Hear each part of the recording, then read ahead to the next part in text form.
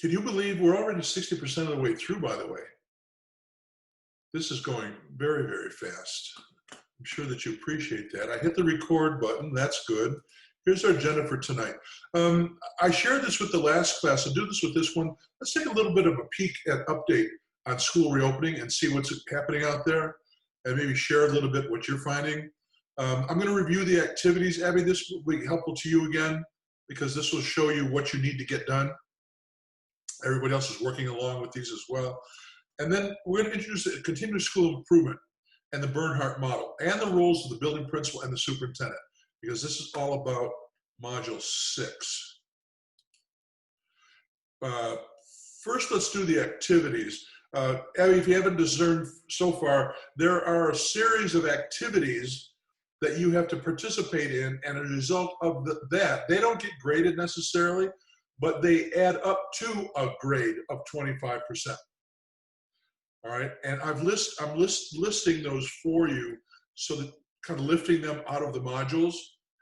So, for instance, Abby, you've already done the icebreaker. I think I saw you did that, and the tell us about yourself. Those are examples, all right? And then there are a number of activities in modules 1, 2, 3, 4 that people have already started to do.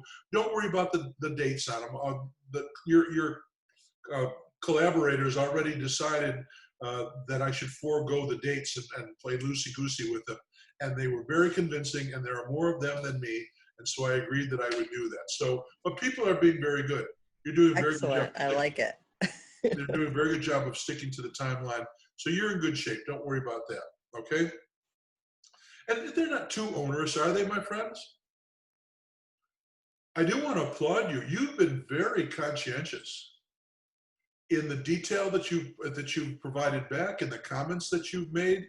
I have to admit, not everyone is responding to others, but those of you who I'm looking at right now, you are responding to each other, and that's very good, and I'm proud of you.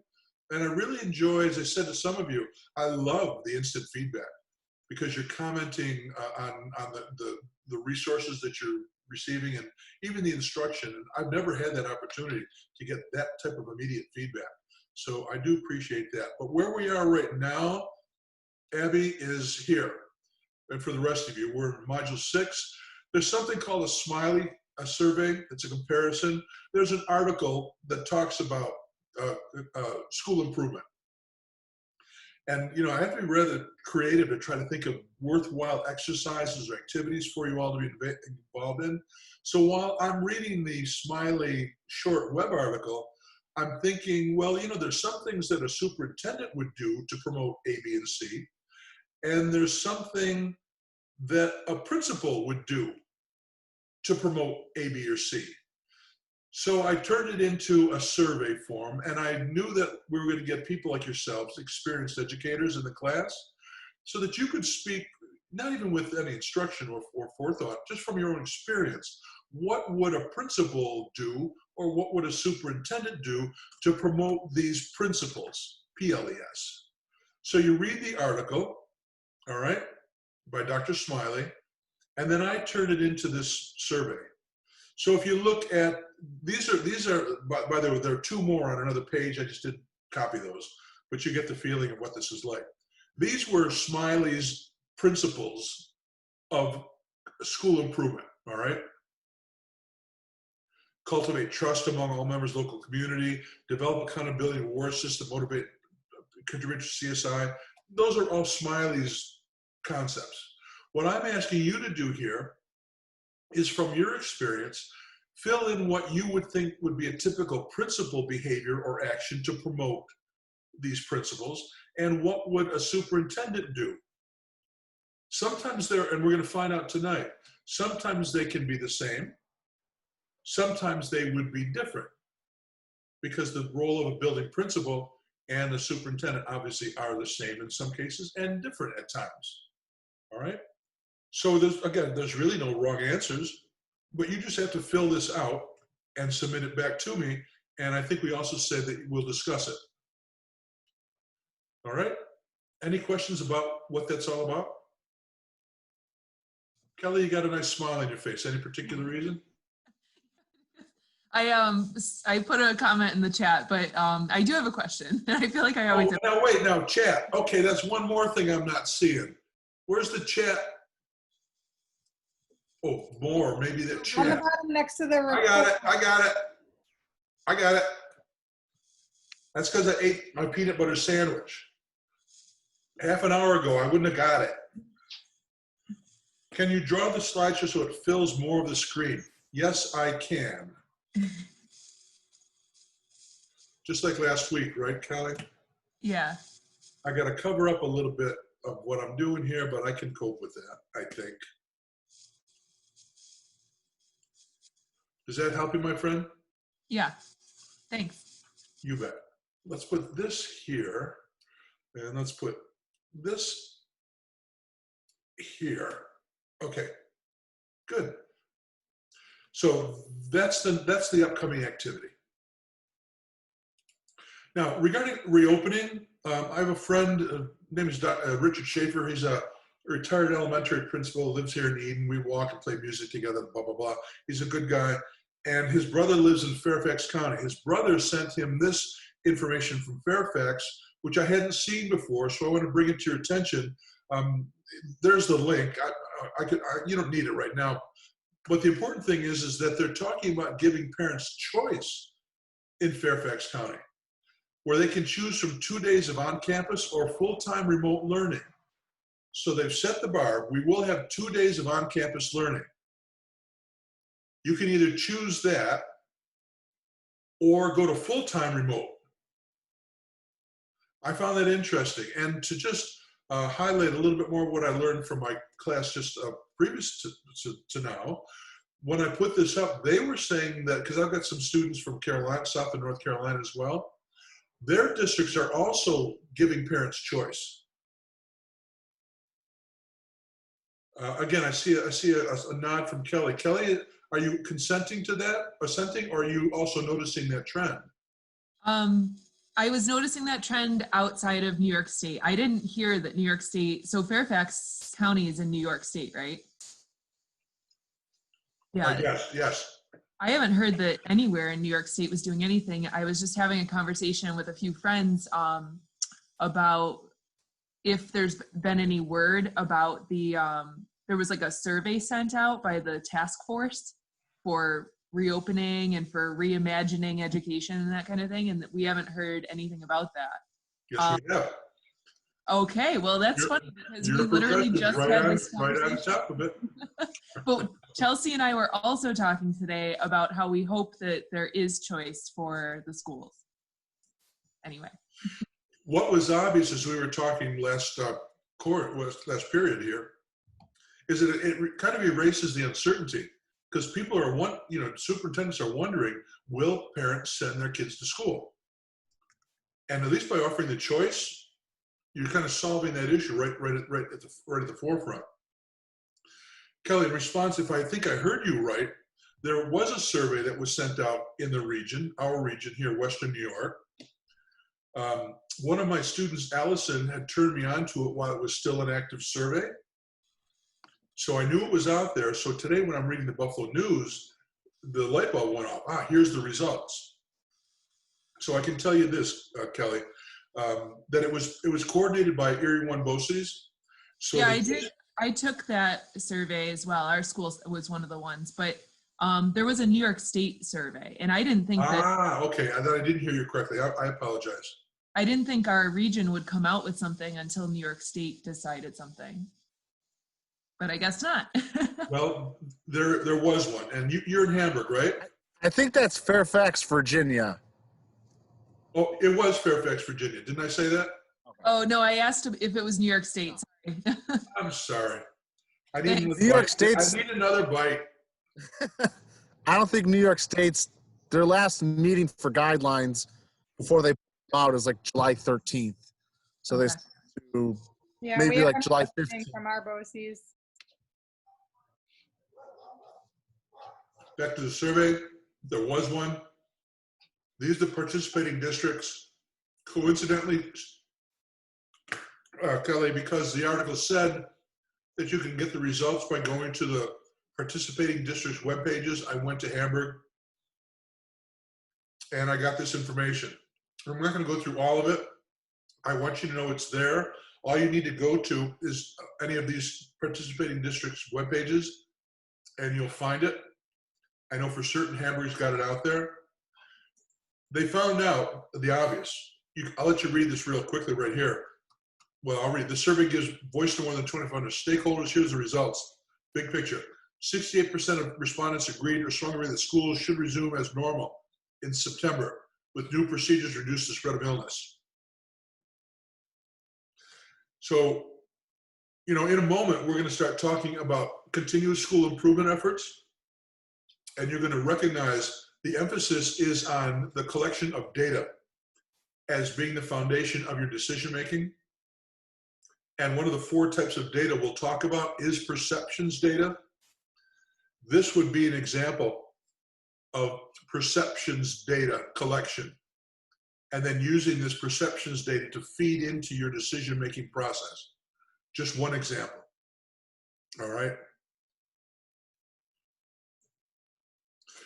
So now if we move back to the module, the learning outcomes are you will be able to articulate the role of various levels of education leadership and their impact on student learning, which really, if you recall it all from what I gave you last week, no, I'm sorry, not what I gave you last week, because I'm not writing 618 and 19.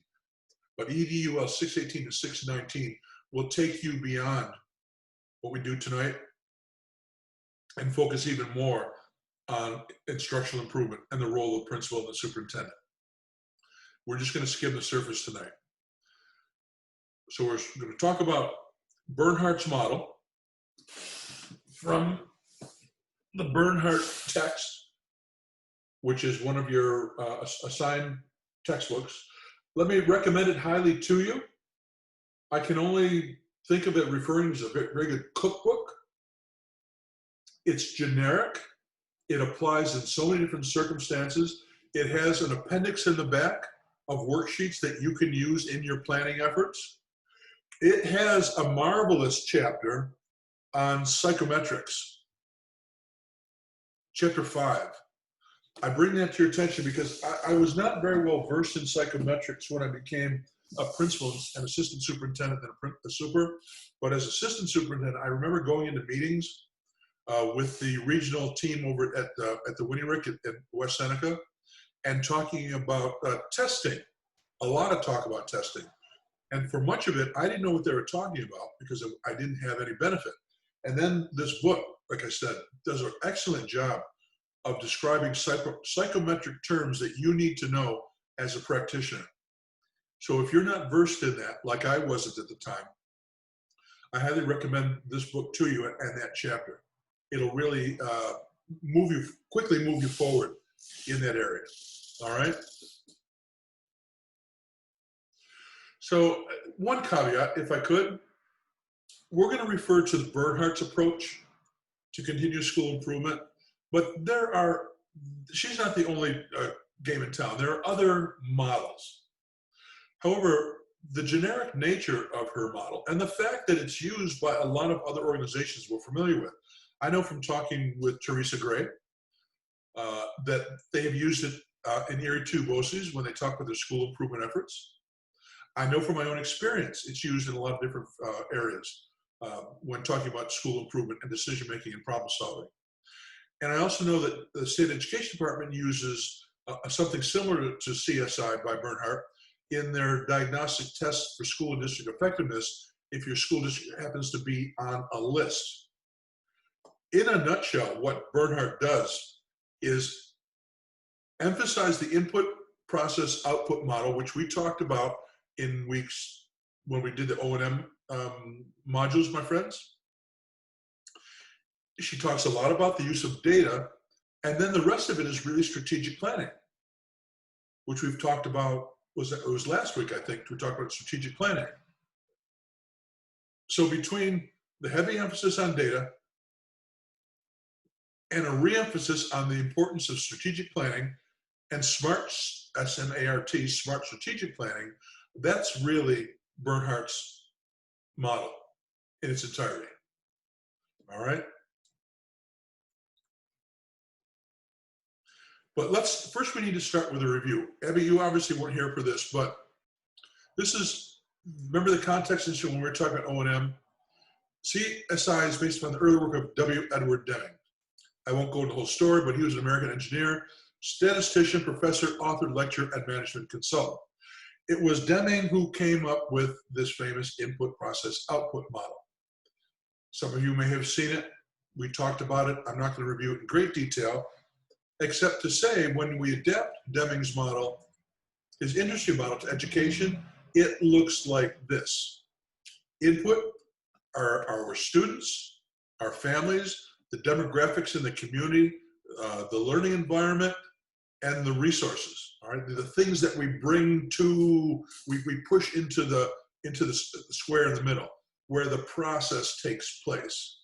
All right, and remember when we were talking about O&M, all of the functions in the circle we said could really fit in the process. It's the schooling, bureaucracy, process, teaching, learning, governance, feeding them, transporting them, legal, all that.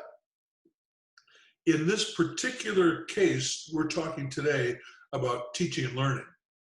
So for our case, the process is curriculum delivery, instruction, assessment, student support services, building culture, the management expertise we have around these issues, and leadership expertise around the teaching and learning, instructional improvement process.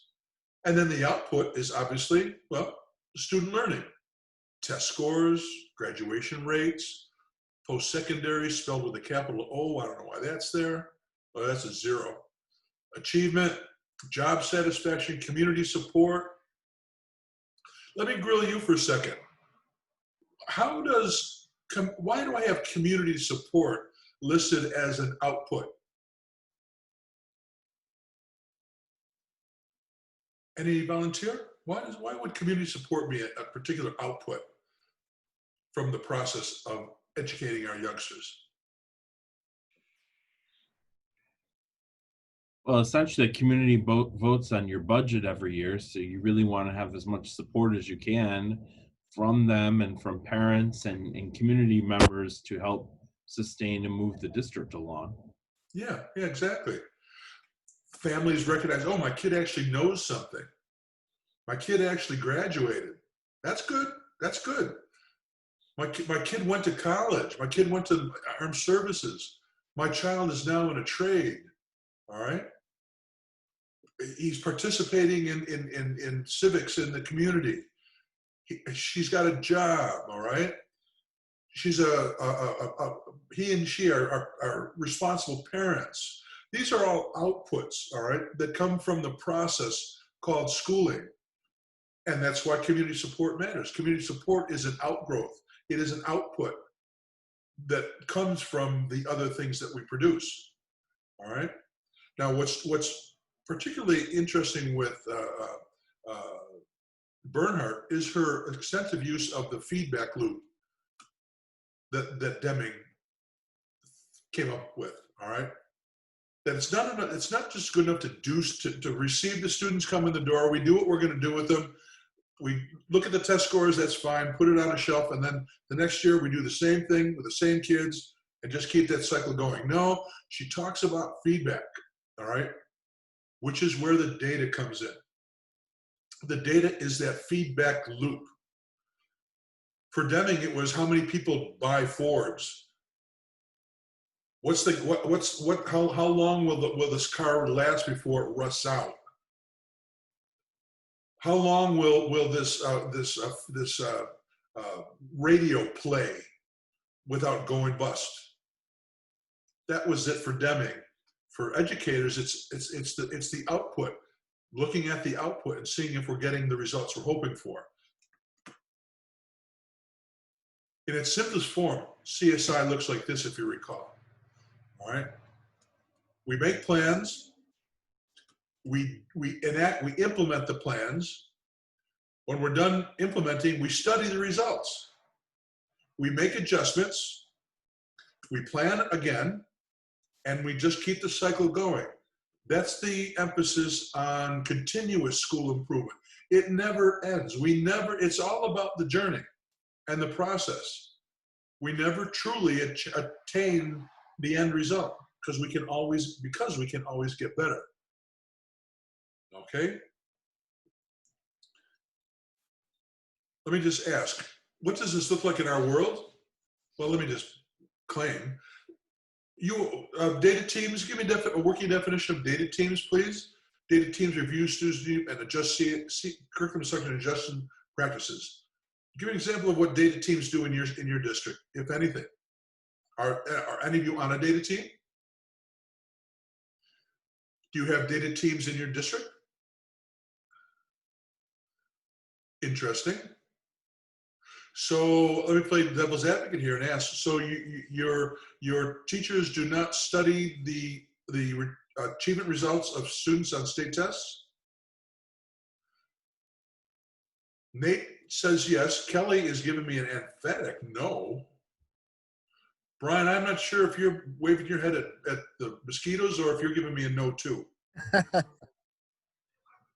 me start with Brian. I'm giving you a Kelly no. and Nate. Brian, talk to me about your use of student achievement data in your district. Well, I'm on the instructional support team, so we do look at like benchmarks that the kids are taking throughout the year and different tests, so we can catch kids that might need a little extra help, or which kids we could might be able to use some enrichment. But as far as state tests, I don't think that we have a committee that looks at those. Interesting. Thank you, Brian. Nate, you were shaking your head yes, I think.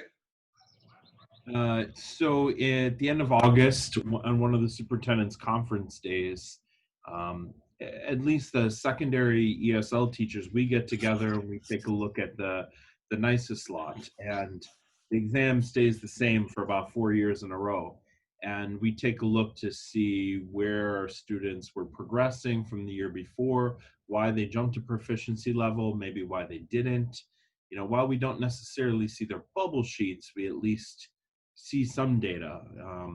When I talk global history, you take a look at the essays, and you can pull the exams and really take a look at, why is it that Nate didn't do well on that thematic essay, for example, and you can really use that data and benchmarks to try to drive instruction. All right. Well, data teams can be a very generic term, meaning you could look at state tests, Brian, you could look at locally administered tests, you could look at Regents examinations, you could look at the 3 through 8 ELA maths and science. You could look at iReady data, you could look at Ames Web data, you could look at a locally generated assessment, a formative assessment, a summative assessment. The point being that part of your planning would include a data team who would look at the results of the student achievement data now I'm talking about, and based upon that, determine whether or not curriculum needs to be changed. Maybe we don't teach the topic. They did poorly because we don't teach the topic because it's not part of the curriculum design. It's not in there, all right? It's tested at 4th grade, but it's not in the 4th grade curriculum. And so we don't teach it locally. You're looking for those gaps. Based upon that, if you do a good job of planning and looking at the data, student achievement data, teachers then would implement changes. Oh, we have to write a new curriculum. All right, we'll look at the New York State standards, look at the achievement results. I'll show you, I'll give you a video on that in a moment. We'll look at the New York State standards, look at how students achieve right answers, wrong answers in the data warehouse. Any of you ever gone to the data warehouse? Interesting. Do you know what the data warehouse is? All right, that's why you're paying good money to come in this class. I'm going to give you a resource that you can learn about it, and you want to spend time listening to me, but you can listen to someone else, an expert. The data warehouse would have the New York State standards. They would be aligned to the question items on the New York State tests. They would tell you in the warehouse how many students answered the right answer, how many students answered the wrong answer. You could drill down into individual students. You could drill down to individual teachers, individual grade levels, and you could really then, if you are trying to align your practices to New York State standards in a high stakes environment like we're in right now, and if we assume, which I do, that the standards are appropriate and we want students to learn these things, you can use your data teams to find out the extent to which you are or are not, these things are not a part of your program. Your curriculum, instruction, and your assessment are lined up. You make the study, and then you make your changes and you adjust, all right? But for Bernhardt, again, it does start with studying your data, all right? And that's where we're gonna go tonight in a little bit. So what's the CSI framework? It's in your book. This is a terrible graph. Go to page 21 of your text if near you. If not, you can look at this. She arranges it vertically, even though it's a cycle. All right. The continuous school improvement framework answers questions like, where are we now? How do we get to where we are now? Where do we want to be? How are we going to get to where we want to be?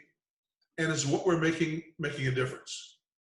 I'm just going to spend time tonight up here on the where are we now? Sub-questions being, who are we? How do we do business? How are our students doing? And what are our processes? Okay? To be frank with you, we've already talked about mission and vision, goals, student learning and standards, strategic planning. So we've covered a lot of this already down here as well. All right? It's already 8:05. Let me chunk this to get a better view of the various stages. Here's the first stage, the top third, if you will, top quarter. And this is what we're going to spend time on tonight. Demographic data answers the questions, who are we? Perceptions data, how do we do business? Student learning, how are our students doing? And school processes, which are kind of esoteric. It'll take a little bit to explain this, but what are our processes? I'll talk to you about what these things are, and I'll show you where to find this information too. This is the other part of it.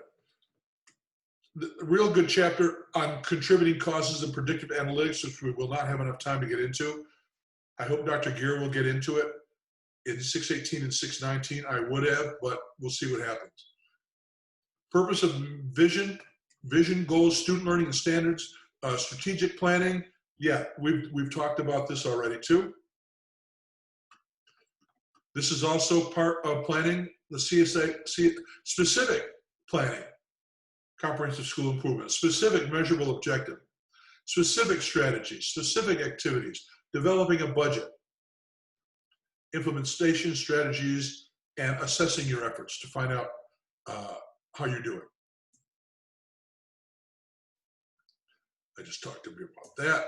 All right. The remainder of this part one presentation will focus on 4 types of data. I want to give you an idea about that to start with, all right? Demographic data.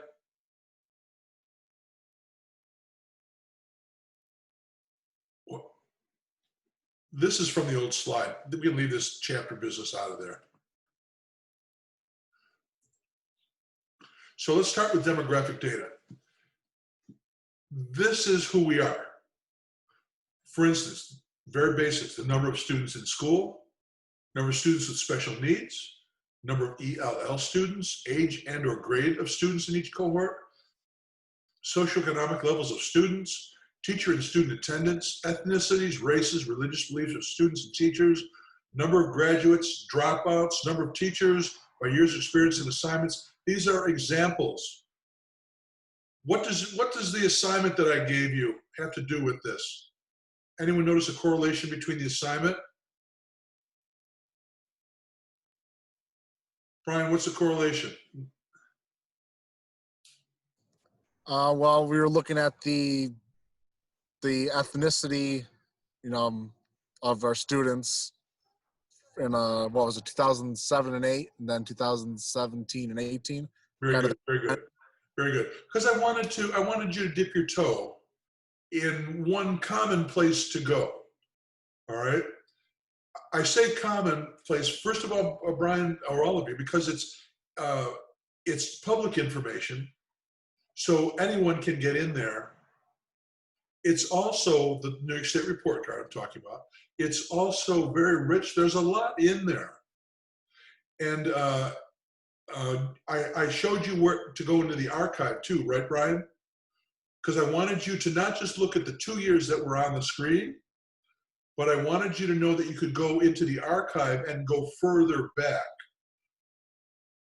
Now, if you go into the archives, what you'll start to notice, especially if you're old like me, you'll notice that they're not all the same as the current ones you see on the front page. They're the old forms. They kind of bring back memories of what it used to look like. But nevertheless, the data is still there. All right. So I wanted you to know that you could go back in time.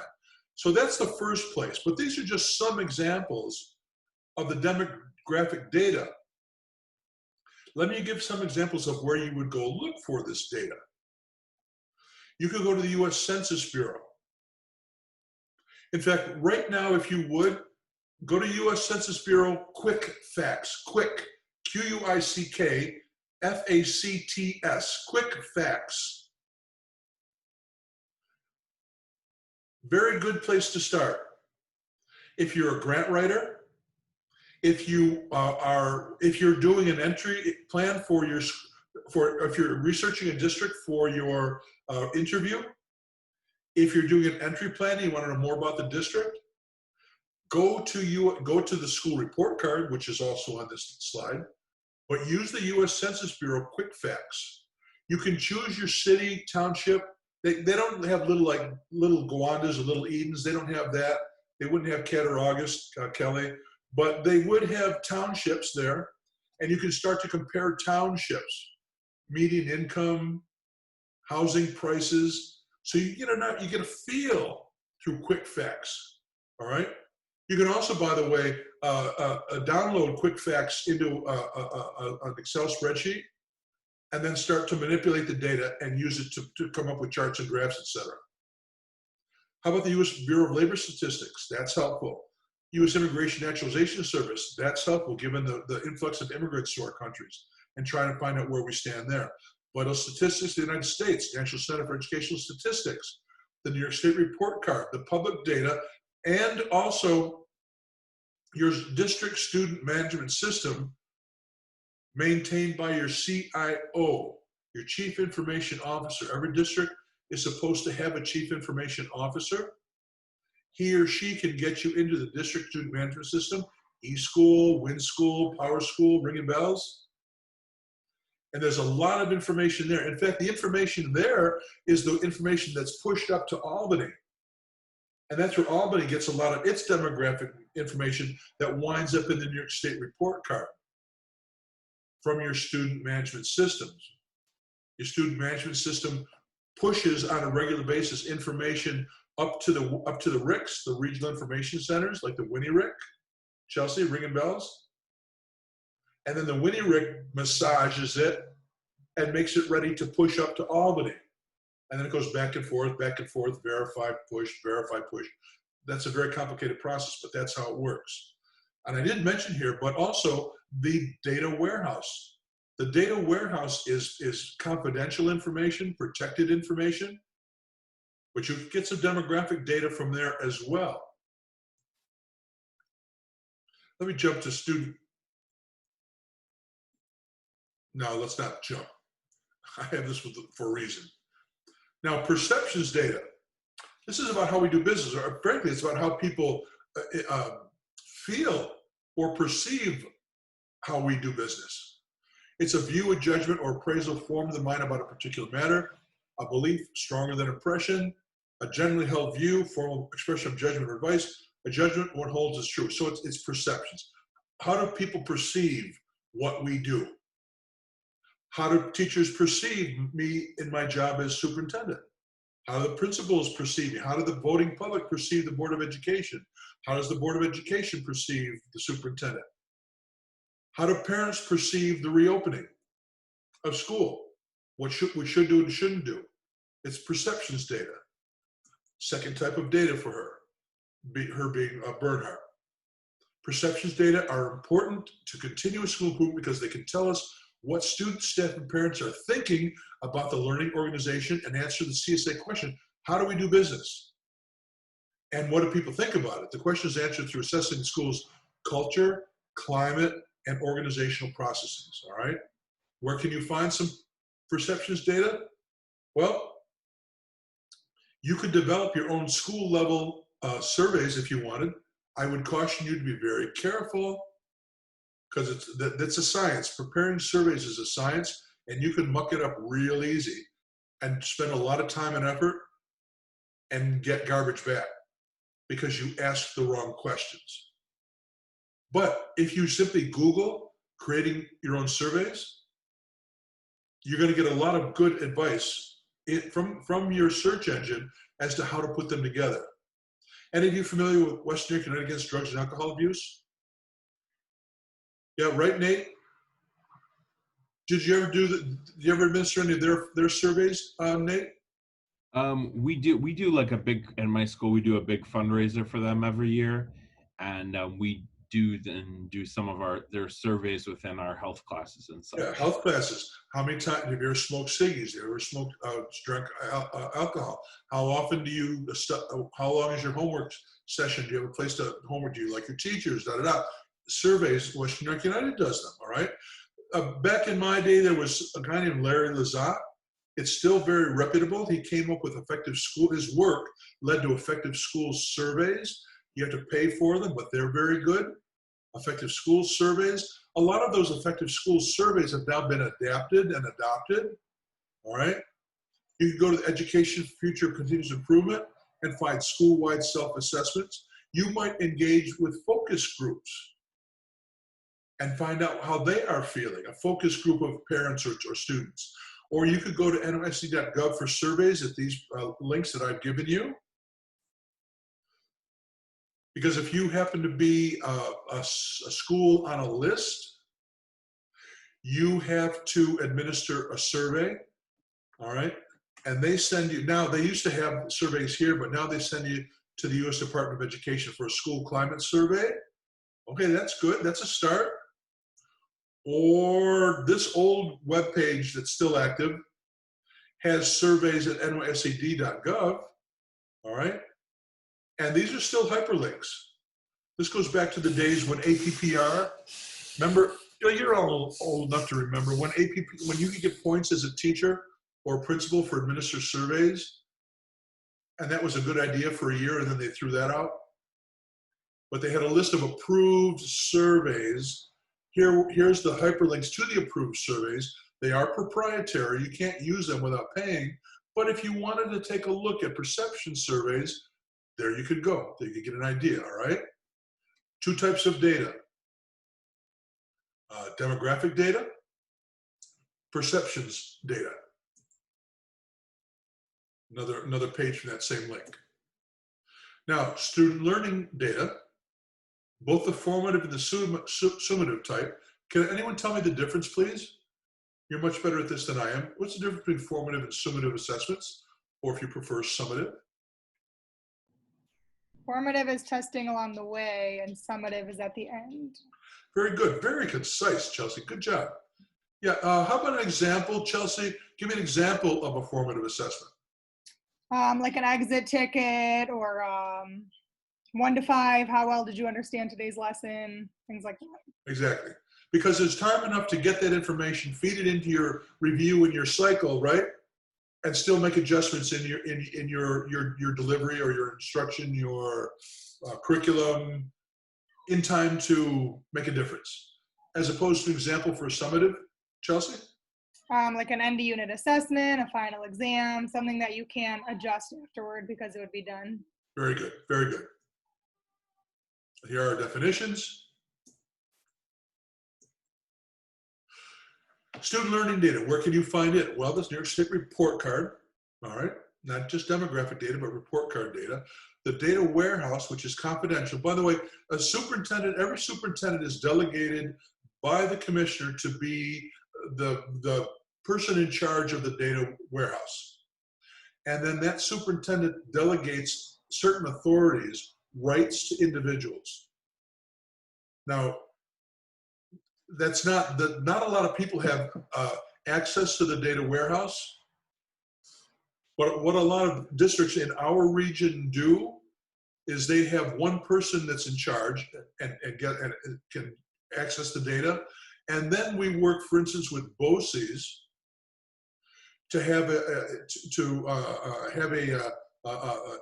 data team leader. And that data team leader will have the data that we're talking about and trains teachers and principals how to review the confidential data, make sense out of it, and then make adjustments to your curriculum instruction or assessment practices. All right? You can also find student learning data in your student district management system because in many cases that's where it gets dumped. There are areas in the student management system where your guidance directors and your guidance people and others upload student achievement data on its way to the RIC. All right? And then, of course, let's not forget, as I said earlier, you've got district level, school level, classroom level student achievement results. You've got Ames Web results, you've got iReady results, all right? There's all kinds of, there's more data than we ever know what to do with, right? Okay, 3 types of data. What are the 3 types of data, Kelly?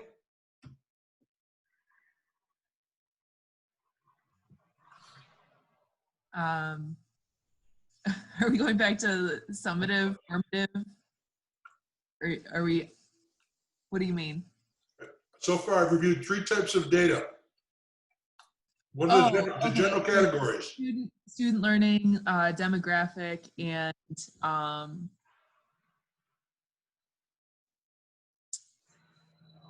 don't know. Throw a lifeline. Perceptions? Perceptions. There you go. There you go. Thanks, Kelly. Thanks, Abby. Hey, by the way, I was hoping Jared would be here, but I don't think he's going to come. I want to apologize to you. Because remember last week when we were talking about running a meeting? Well, the caffeine took over.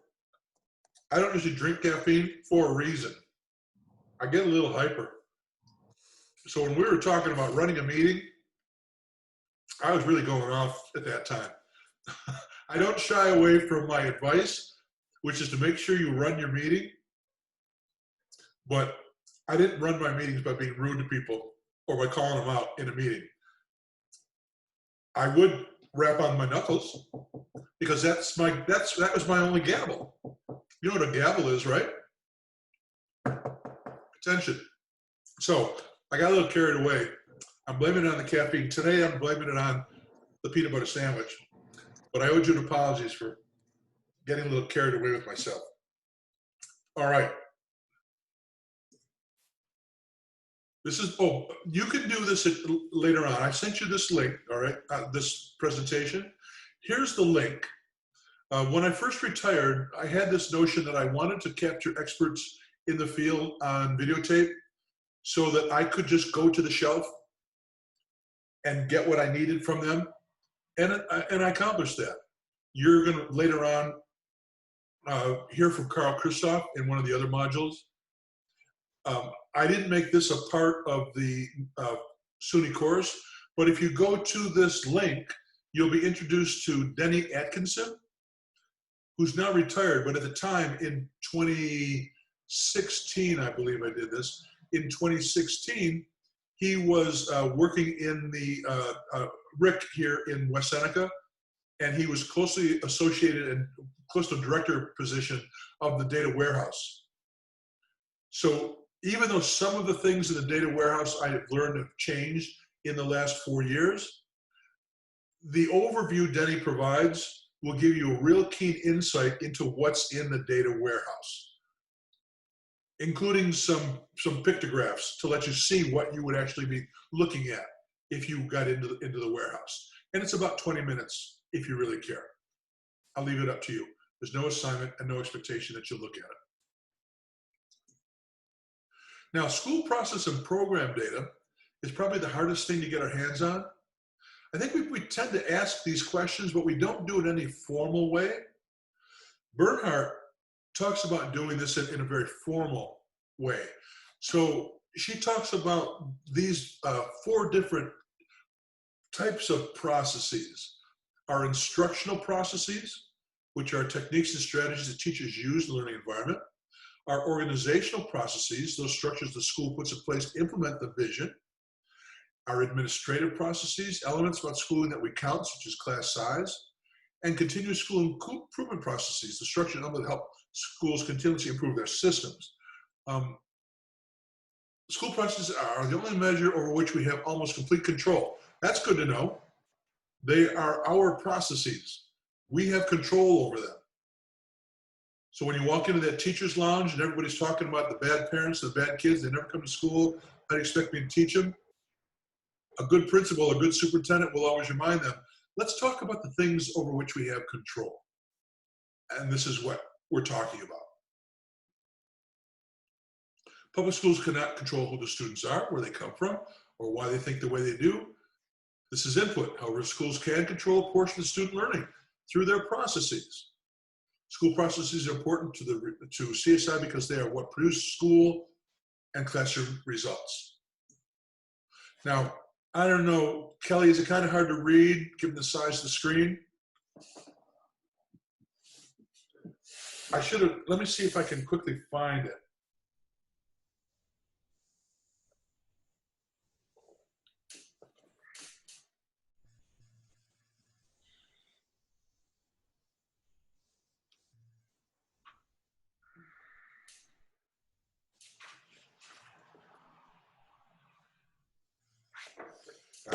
Taking too much time. It's already 8:24. It's in the book. This is a page from the book. I'll read you some of them. If you're looking for what we mean by instructional processes, the curriculum we teach, instructional strategies we use, the assessments we use to determine what students know, if we use direct instruction, flipped classrooms, our grading practices, our classroom discussions, our assignments, our standards implementation, our technology, those are instructional processes. Organizational processes, things like teacher collaboration, data teams, data use, leadership structure, coaching, policies and procedures, parent involvement, teacher hiring. And now I'm getting raw. I get falling apart. Our administrative processes, scheduling of classes, class sizes, discipline strategies, student groups, continuous school improvement processes and programs. By the way, programs is just a little bit different because these would be like our accelerate, our advanced placement, our after school programs, our at-risk programs, our bilingual programs, dropout prevention. What she's suggesting is that you want to get your hands on data about these things as well. There's no time to do it right now, but if you go in the book, she'll walk you through the types of questions you want to ask, a format for asking those questions, a format for recording those questions, and basically, let me take one. Dropout prevention, a program. You'd ask the question, what are the original goals of our dropout prevention program? Who is it intended for? Are we getting the desired results? 3 key questions that you would ask. Let's say we're talking about grading practices in the high school. You know, many schools use a 50.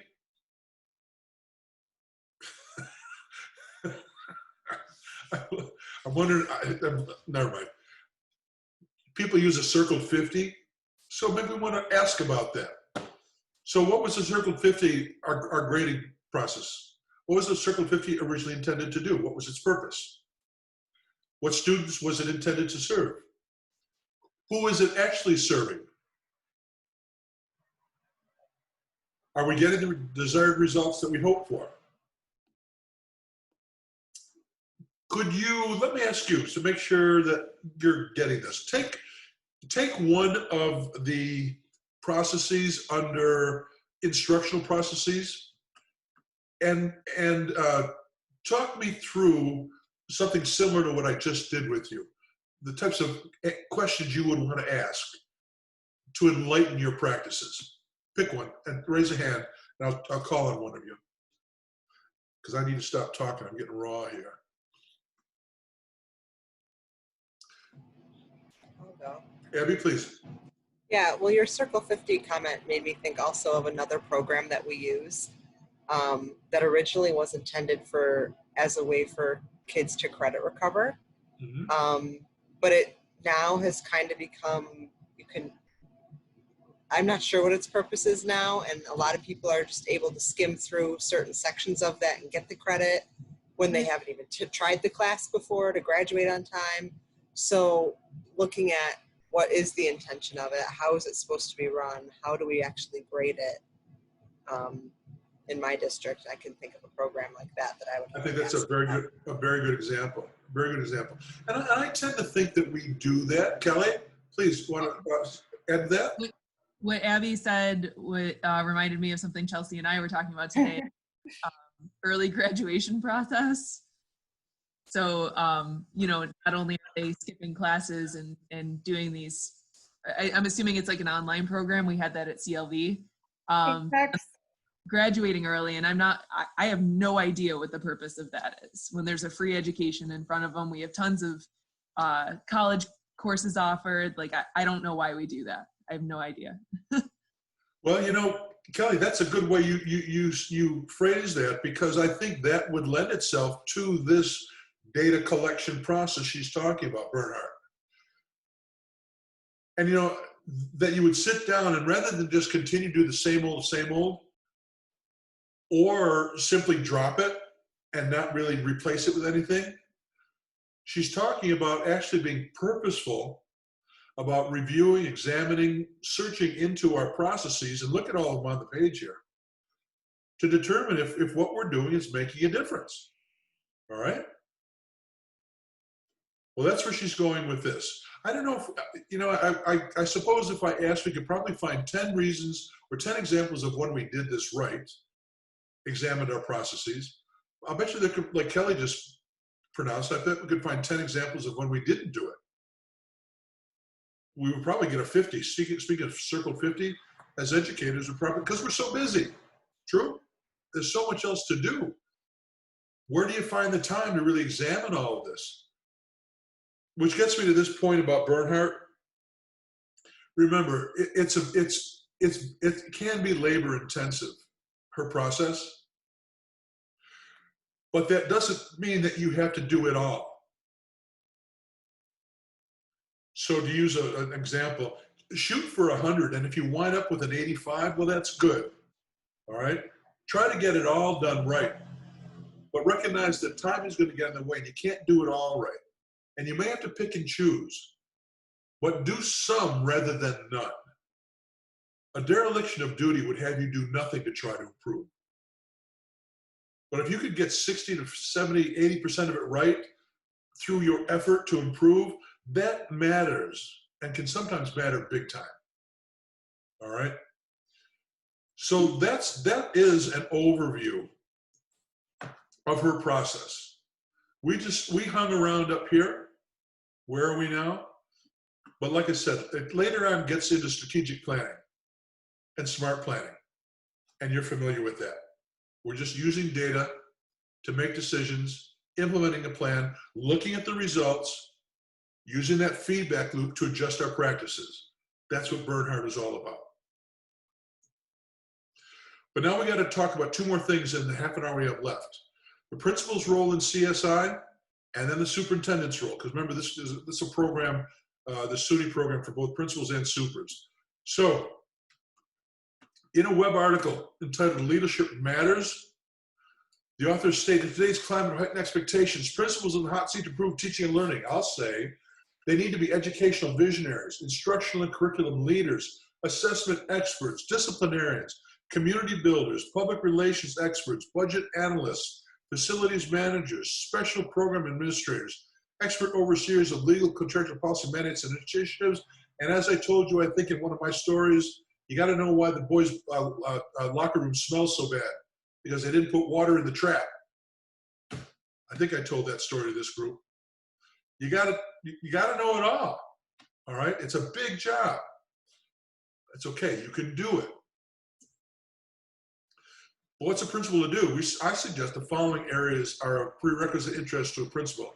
Interest in improving teaching and learning in his or her building. All right, this is just coming off my top of my head. These are the preconditions I think you need to pay attention to. Certainly in your first year, all right? And then throughout your time, in your first 3 months, you have to pay close attention to culture and climate.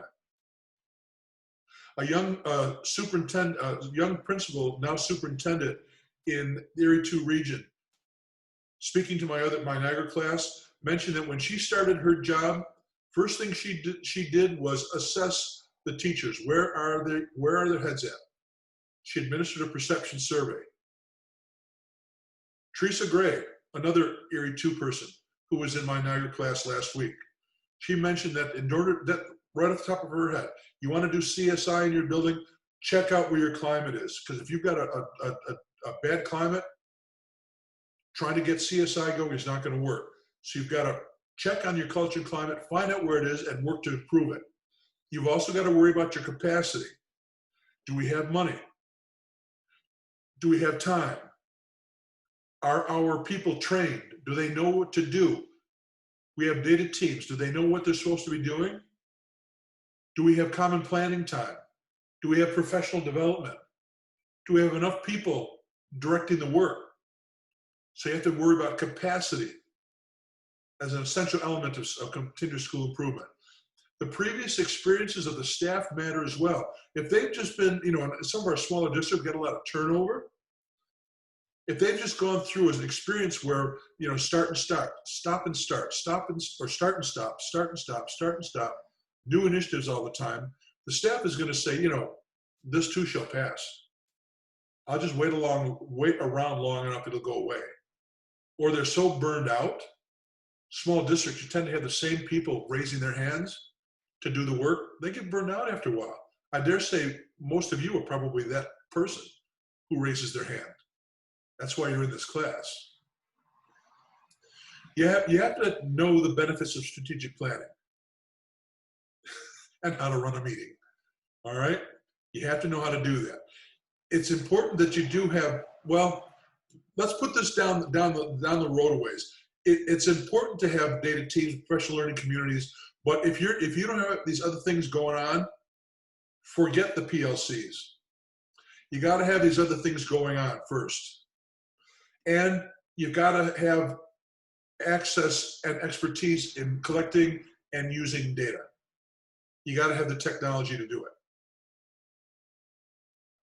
So, I think if I were to do this again, I would take data teams right off of here. I'll tell you why I did do it, because when I first started designing this course, there was a big emphasis on PLCs, and I figured I had to pay homage to PLCs and get it in the curriculum somehow, so I stuck it in this slide. Today, I would take it out. It's not, you got to worry about those other things first. I'm going to go, very quickly. You can read this yourself. School culture, you know what school culture and climate is. But issue about how to promote school culture and climate. It's so important to establish trust. And you might use the metaphor of a marriage. As soon as you betray a trust, it is so difficult to get it back, if ever. And it's the same thing with our staff. So you've got to start from a position of sound ethical principles. All right, everything you learned in kindergarten, how to be good to people, all right, how to treat people nice, treat people the way you want to be expected to be treated, the golden rule. Lead with those principles, establish trust, listen to people in the first 3 months, actually always, especially the first 3 months, all right? Build relationships, establish trust. Principals can also do a lot to protect instructional time from interruptions. In particular, you interrupting. The bells going off in the building. Letting parents come in. Some districts let parents come into the classrooms whenever they want. All right? You need to protect the instructional time from interruptions. That's your job. You need to do that. Teachers will expect that from you and will honor you in turn if you will do that for them. Be present. Get out of the office.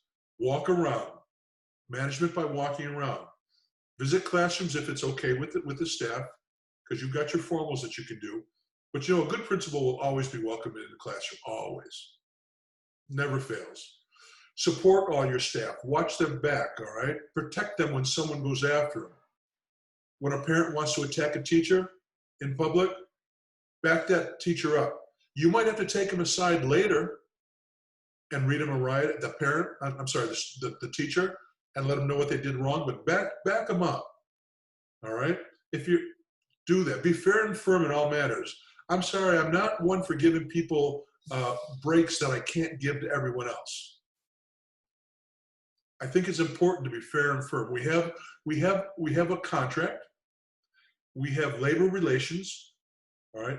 I try to live by those things. Certainly, when circumstances allow, you would give someone a break, like first offense, so to speak. But if you can't extend that same privilege to other people, then you shouldn't be doing it to one individual. So you need to be fair and firm. And again, walk the walk. Don't just talk it. The people who fail as principals and superintendents, they're big talkers. All right, but they don't do the work. They're not around. Tell you the bad story. They will be out playing golf when they're supposed to be at staff development. They will leave meetings early. They'll be in their office the whole time. They'll be in the phone. They won't walk around. You need to do those things if you want to establish trust and be respected and build a positive culture and climate. But to begin, make sure that you lead from a very high ethical capacity, if I will, all right? Building capacity, you can read about this, all right? Any effort being made to improve the abilities, skills, and expertise of educators. If the purpose is to reduce the school's reliance on outside contractor services, educators will say they want to build internal capacity. You do it through time, money, expertise. These are the things that you could do to build capacity. Just a couple examples. This is what you can do for yourself. This is what you can do for teachers. Here's my homage to data teams, which I'm not even going to tend to. We talked about it anyways.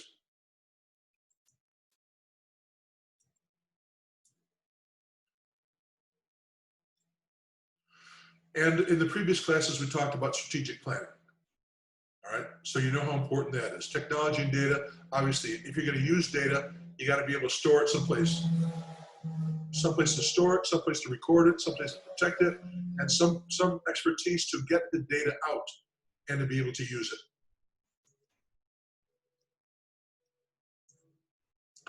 We've got just 20 minutes left. I want to talk about the role of superintendent in this process as well. Slightly different. There's a distinct difference between the roles of a principal and superintendent relative to school improvement. Whereas the principal works in the trenches with teachers to improve, works in the buildings with teachers to improve students' educational outcome. The superintendent's role is to create an environment in which the principal can effectively do his or her job. And that takes different measures. The environmental factors are, again, culture and climate. You have to maintain that because you have a role to play in that as well. A very important role because it does start at the top. Also your role, especially in terms of building capacity and determining the relations between labor and management, the rules that we play by, all right? Collective bargaining plays a large part in that. And the superintendent is the one who negotiates contracts. Superintendent has control over budget and finance, which means the money. And you can't build capacity without money. You also have to be able to help with data, tech and data integration. And the smaller your district, the more important this is going to be. And I speak from experience working in a small district. And most of you are from in fact, all of you are from small districts. All right? You find yourself wearing all kinds of hats. And the principal, you have to support the principal and the chain of command. That's real important to build trust with your principal. Culture and climate change starts at the top.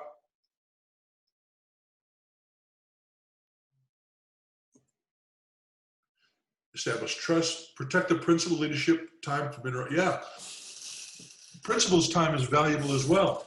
Recognize that and protect it. Take obvious pains to protect the principal's time. Be present for the principal. All right. Have an open door policy. The principal can get in there whenever they need to. All right. Don't make them make an appointment. I don't recommend it. Well, yeah, if it can wait, make an appointment. But if they need to see you right now, doors open. Support your staff, be fair and firm, walk the walk. So you see there's a lot of similarities, all right? But here's where it starts to differ. Principals have no authority within collective bargaining. I might meet with all supervisors and principals at the start of the collective bargaining process and ask them in their departments, in their buildings, what do we need to do? What do we need to improve upon? What do we need to bargain over? And get their list of wishes, which I will then put together and bring to the Board of Education, see if they're in agreement. And we can put together some proposals that would move us forward. But that's the extent of the principal's involvement. Otherwise, it's all up to the superintendent and the collective bargaining team, which in our districts, our size, would typically consist of the superintendent, school business official, possibly a board member or two, always a minority. If you have a 7-member board, never more than 3 board members. You got to know something. When you have board members on your negotiations team, if the board members on the negotiation team say that they give tentative approval to the contract and that we can now bring it in front of the full board, they are not permitted to vote no at the full board meeting. That's how Buffalo got in big trouble. You're all too young to remember that. Buffalo got into big trouble over just that issue.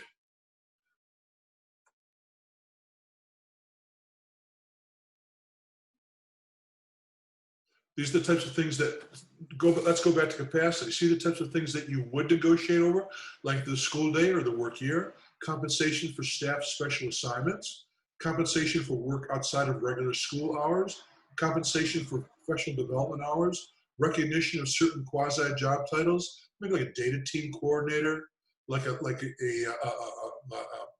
language coach, a writing coach, all right, a computer coach, a TOSA, all right.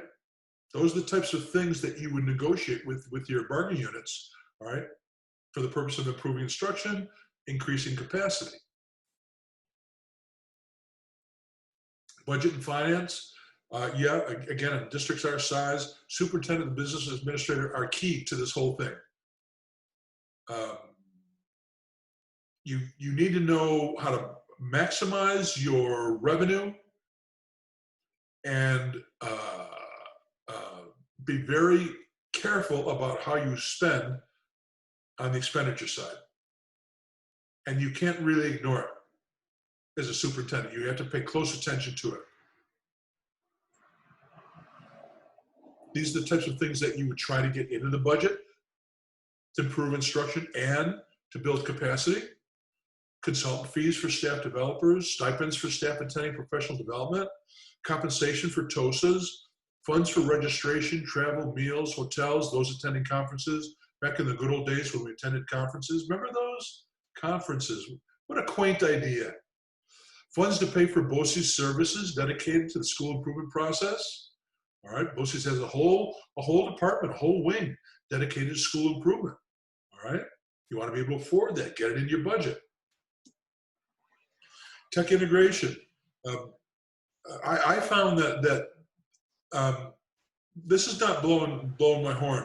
I found that in Gowanda, when I started 1,500 pupils, when I left about 1,100 students, that was a size district where I had to oversee all the tech, because the tech guy, Doug Pine, was excellent but he wasn't a finance guy. He wasn't a transportation guy. He wasn't a school improvement, student achievement guy. So he knew the bells and whistles, but someone had to look out for those other departments. And you'll also find like your transportation people and your food service folks, they're not necessarily very adept at that. All right, they're coming out of civil service and they need some help. So someone's got to watch the shop. So I found in my experience that, and I liked it too, all right, depends on your strengths, but I had to keep an eye on all of our purchases, working with the business executives who were also very good at this, all right? So that was the central team, to be honest with you. Business executives and the superintendent.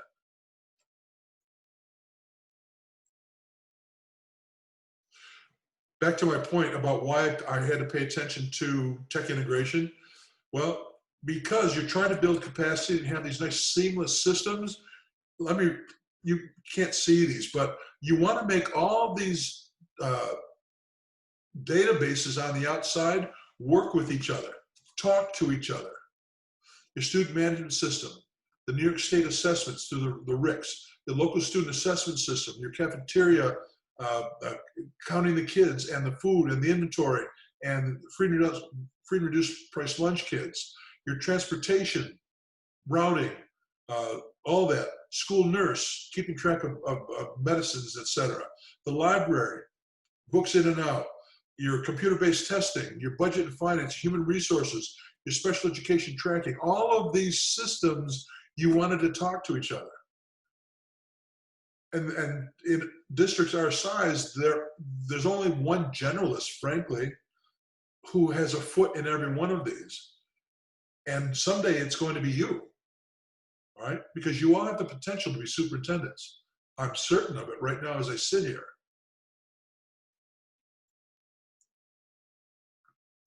Well, it's true, you don't have to be an expert in each one of the packages. You do need to be aware of the necessity for each of the databases to be interrelated, to talk to each other.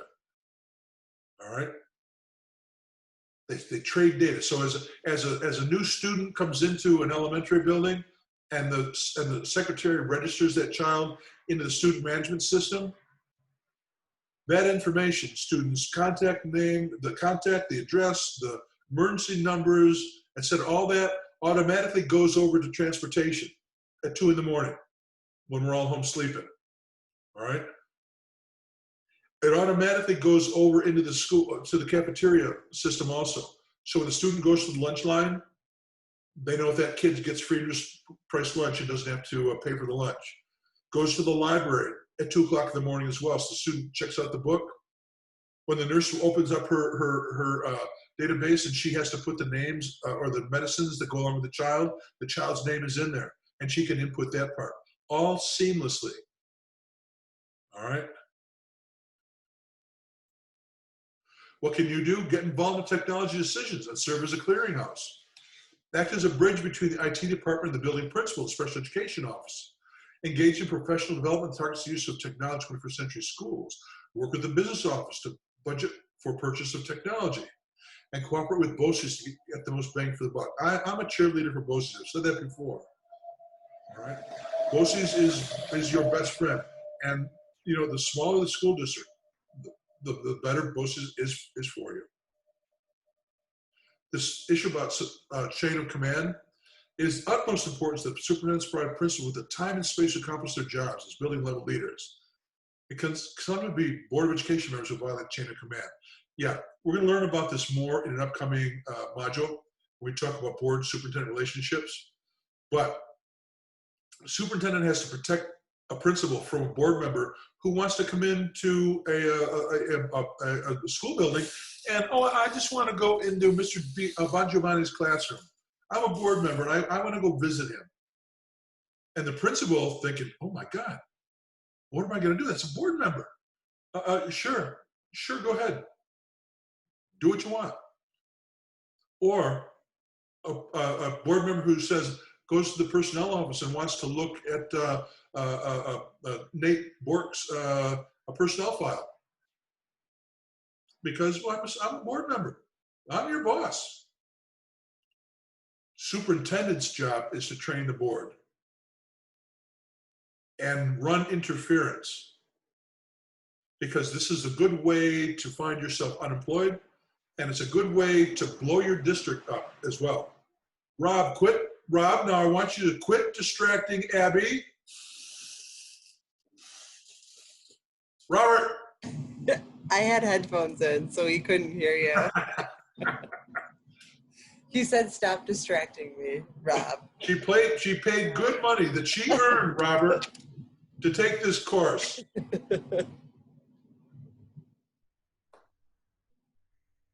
He doesn't even want to poke his head around. Rob, come say hi. Say hi, Robert. Look, he's got his video games You going. got some friends out here, Robert. Hey, buddy, how you doing? You notice any people you know? I can't hear you. You said, "Do you notice anybody you know?" There's Brian. Yeah. Brian, yeah. Tan there, man. Tell him it's good to see him. He said it's good to see you. Give your mom a hug. All right, so I'm going to talk about this more soon. It's 8:52. We'll get to this in Module 9, so I won't take a lot of time right now. I'll let you out of here. There's certain aspects of the superintendent line with, but also, okay, so back to Smiley. You see what I just talked about here, all right? The differences between the two roles, principal and superintendent. They overlap, but at the time that they're also very distinct. Look at the Smiley survey, all right? Look at the left column, the things that Smiley recommends that have to be in place for CSI to take place, and then based upon your experience, what we've talked about now, fill in the blanks and let us know what you think, okay? And then submit that, and we'll talk about it.